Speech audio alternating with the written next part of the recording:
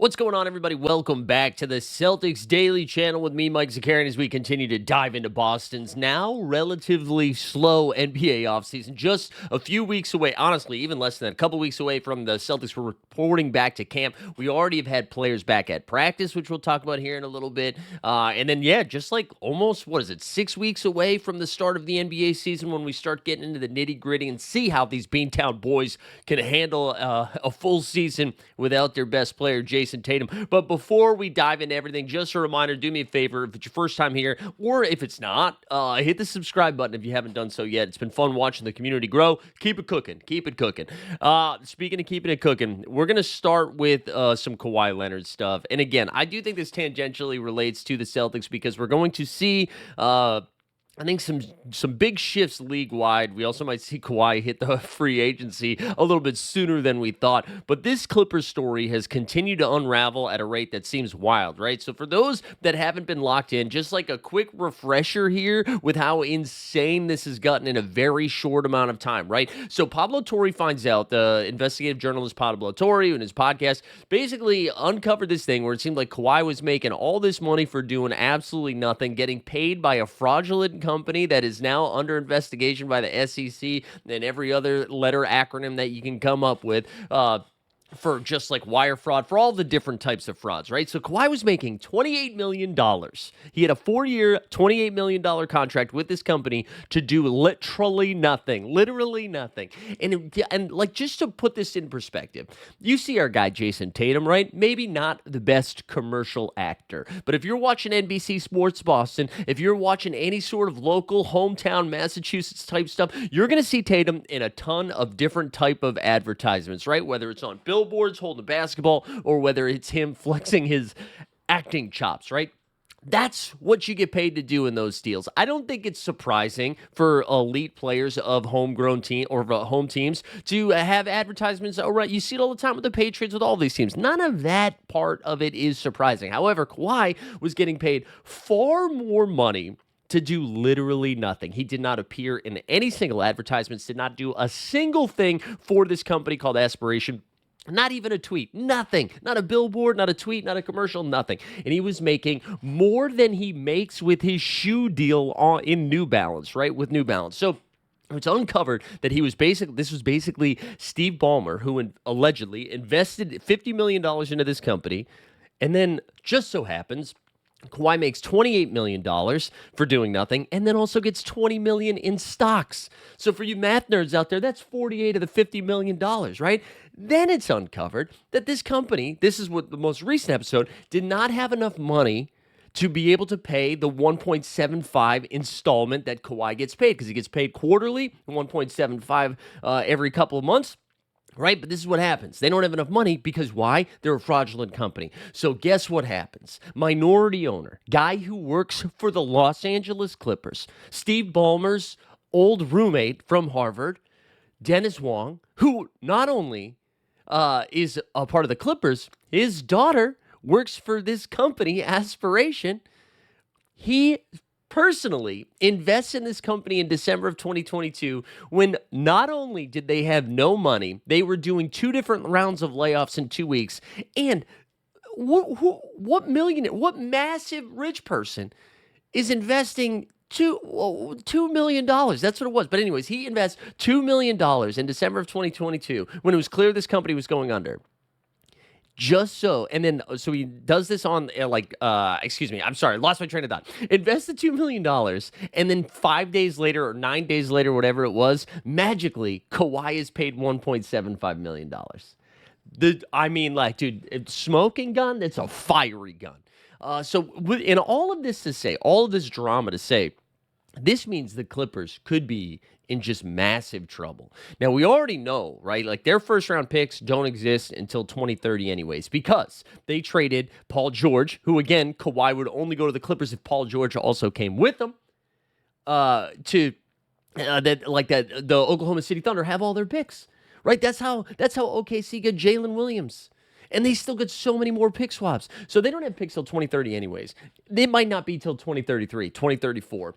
Because if this comes down that the richest owner in the league was going out of his way, this would be like if Jaylen Brown signed a contract instead of $50 million, we were paying him $35 million, right? And then we're like, hey, JB, thank you for doing this, man. Jaylen Brown, don't worry about Atlanta. We'll pay you $35 million.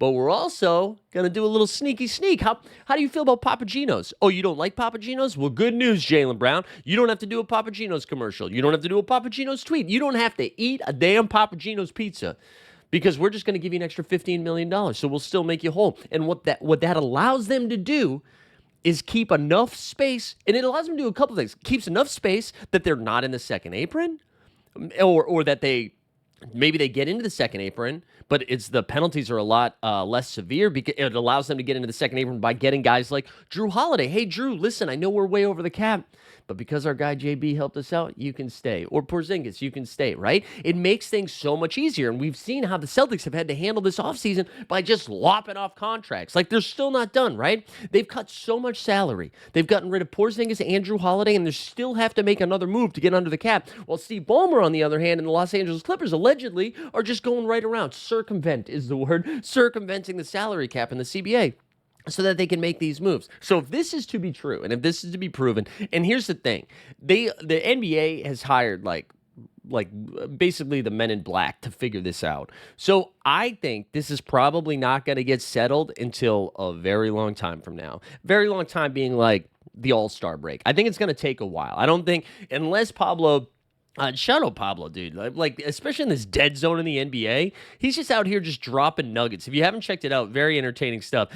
But unless we get a ton more information, it seems like there's going to be a long, long investigation, and then eventually Adam Silver is going to have to drop the hammer. But one of the crazier things about all of this, right?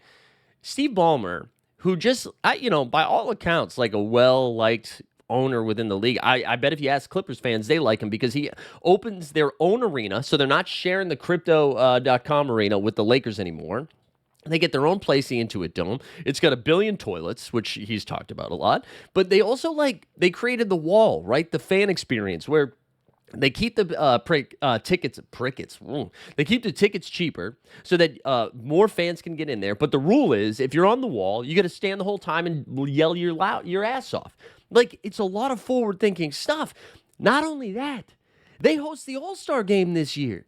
So just think about the optics of all of this, right? And one other funny thing that I learned yesterday through the podcast, Steve Ballmer is also on the ethics and auditing committee, the head of it. So you've got the richest owner in the league, the most public-facing owner in the league, especially since Mark Cuban's a minority owner now. You get the guy doing all of these cutting-edge stuff for the fan experience. Remember, he flew out fans to Game 7 in Denver in that playoff series so that they were sitting close and yelling the whole time, even though the Clippers got smoked in that game. You've got this guy in charge of the auditing committee, and it seems, and I'm sure, because he went on ESPN and was like, I can't believe we didn't do anything. I'm sure he's going to continue to say that, but good Lord, this looks really, really bad. And they really could, and I don't know if it's going to be the same thing as the Joe Smith, which for those that don't remember, Joe Smith basically had a wink, nod deal with the Minnesota Timberwolves, being like, hey, listen, I'll take a cheap contract, and then I'll take a cheap contract, but then you got to guarantee me $84 million in that third year when we do the deal. But there was a paper trail for that, so it was a little bit easier to prove. But when that happened, they had to forfeit 5 first-round picks. Now they appealed it and ended up coming down to 3 first-round picks. So let's just say 3 first-round picks. But the big kicker is Joe Smith had a choice. He had the option. Do you want to sit out a year and then come back and play for the Timberwolves, or we void your contract completely, you're off the books, and you can go to another team? And that's what he ended up choosing. So that happens. We're it's freaking September 12th right now. And again, I don't think this is going to be settled by the beginning of the season. But Kawhi Leonard, straight up, could be off the Clippers. And it is just kind of a wild turn of events. And you saw a lot of reporting over the last couple of days that were well, let's take it easy. Let's see what happens. We don't have enough information here yet. Plausible deniability. And now it's looking a little, all of those people who were saying that are starting to walk that back a little bit. Even ESPN, who seemed very, it seemed like they didn't even want to talk about it. I don't know if that's because they're, hesitant. They have a good relationship with Ballmer because they have partnership with the league. I don't know.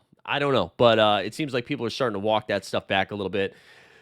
Whew, wild stuff, man, wild stuff. So that's going to be something to monitor. Again, I don't think we hear anything probably until Christmas, maybe the All-Star break, but Something's definitely going to come down. And I wouldn't be surprised if Pablo drops another hammer. And then again, man, if you're Bing Bong, if you're Jalen Brunson, I'm sure, because if the league does come down on this, I'm sure Ballmer is going to be like, well, you better do this for everybody now, right? So, hey, Jalen Brunson, why did you take massive cuts, huh?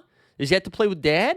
Let's see. Let's comb through it. Mikal Bridges, why'd you like all of those things? You got to start. You'll start paying attention to it a little bit more frequently now. So I don't know. We'll see what happens. But anyways, again, slow news day, so that's why we had to talk about some Kawhi stuff. Anthony Simons has arrived at practice. Celtics tweeting out about it. That's a good sign for Simons' longevity here with Boston.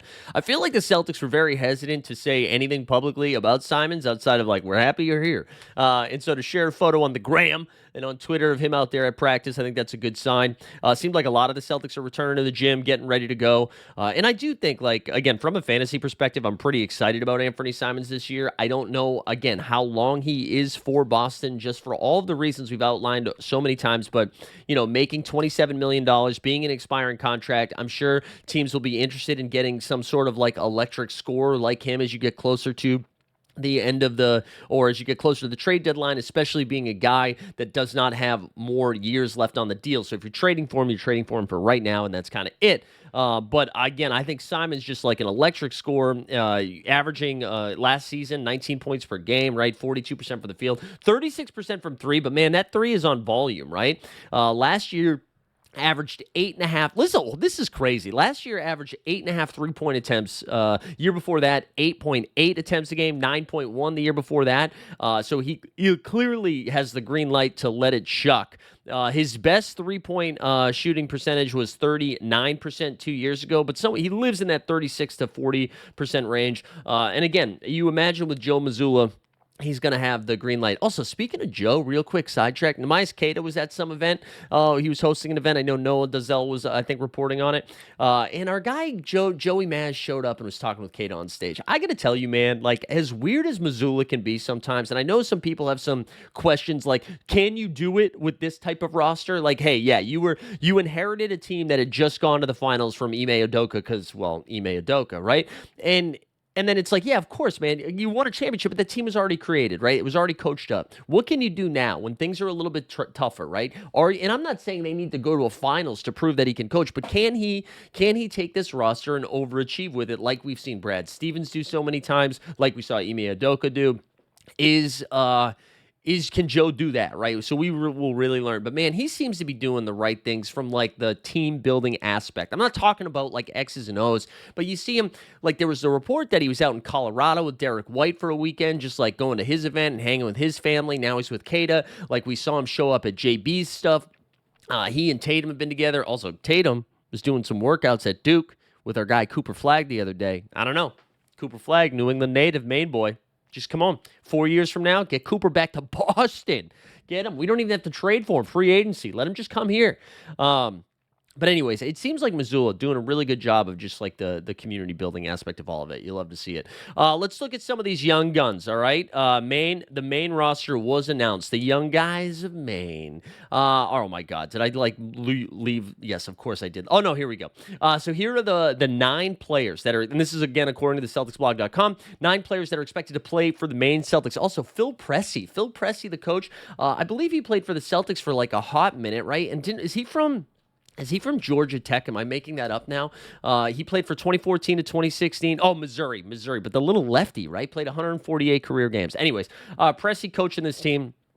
These are the 9. We got Ron Harper Jr., all right? So some nepotism. Love to see it. Jalen Bridges. Jalen Bridges, shout him out. He played some summer league stuff. Kendall Brown, not familiar with your game. Aaron Scott. We got Hayden Gray, Hasten Ward, R.J. Lewis, who we got in that trade for the Utah Jazz and Georges Niang, and then the 2 rooks, Amari Williams and Max Sugar.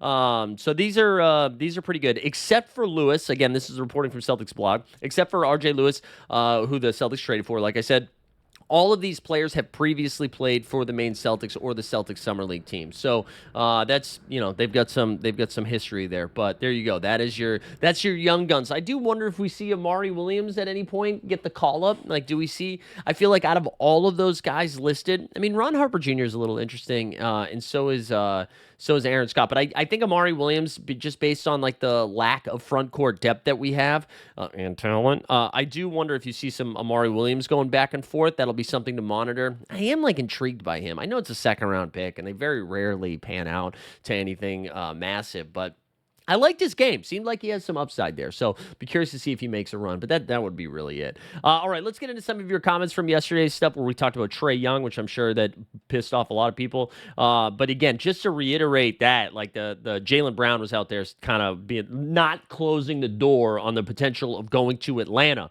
And playing for the Hawks at some point in his career. He didn't like outwardly say it, but he also didn't deny it. So let's get to some of your comments from yesterday. First, let's start off with our guy Mikey G, who said vibes are elite here as always. Thank you, Mikey. Thank you. Lambo Palooza says the team defense would take a massive hit with Trae Young. He'd also hold Pritchard back from the upcoming huge season we're about to see. I mean, that is true, right? Like it would be kind of weird to have two of these undersized guards who shoot the hell out of the ball but don't really play a ton of defense. I think team defense is I think if you surround a player with good defenders, like they just ultimately become a little bit of a better defender. I'm not saying Trae Young is going to all of a sudden become an elite defender, but there's ways to like hide it, so I'm not too scared about that. But yes, I agree. The team defense would take a hit. Our guy Fergus Hart says, I believe we have our future point guard is in the draft. And you said the number one draft. I'm assuming he's saying that we're going to tank this year and get the number one pick. I don't know if that's true, but I don't hate that take that we're going to be looking for a new guard. Not that we're out on Pritchard or Simons, but like the next gen point guard for the Celtics might come from the draft. I don't hate that take at all. AJB, who's a frequent commenter, shout out AJB, says, yeah, no thanks on Trae. Jaylen Brown wouldn't have the leverage to force his way to Atlanta, right?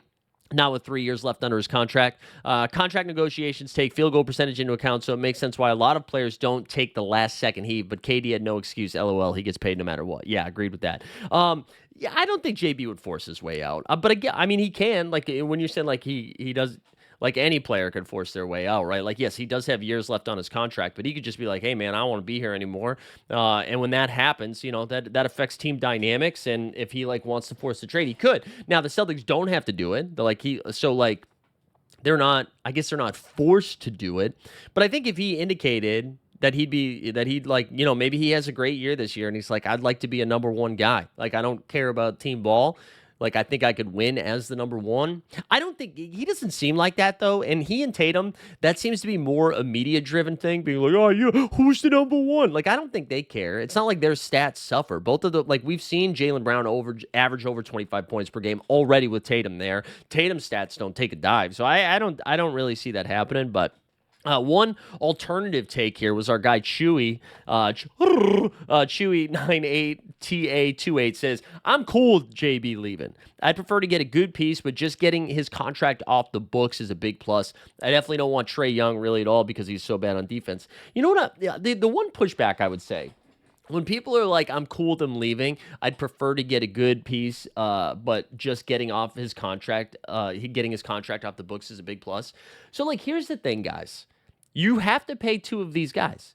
Two guys on your team are going to be a max contract. It's just how team building works. So, like, every team's got it. Or, like, it's a near max. Maybe not a full max, but it's a near max. So, like, you remove JB. Who are you going to pay somebody else that money, right? So who are you paying else? Who else is coming here that's going to get that money? Because again, he is a fringe every year, a fringe third team All NBA guy, which is top 15. That's top 15, top 20 player in the league. So like who's coming over there? You know what I'm saying? Like we saw Jalen Williams has Jaylen Brown money. Chet Holmgren has Jaylen Brown money. Evan Mobley's got Jaylen Brown money. Scotty Barnes has Jaylen Brown. Like all of De'Aaron Fox, like all of these guys are getting paid almost near max. So like who is it that you're paying if you're not paying Jaylen Brown? Because I think we've got this idea. We're like, oh, we'll just save money. So we have money for free agency. Who are you getting? Who are you getting that is upgrading you from Jaylen Brown that also wants to come play basketball here? Because, Boston famously can't get a freaking free agent. So I don't know. I don't know. But anyways, good takes, good comments, everybody. Appreciate you guys tuning in today. We'll be back over the weekend. We'll get you some more Celtics Daily content. Hit the subscribe on the way out. Like the video. Do all the things. Do all the things. We'll see you next time.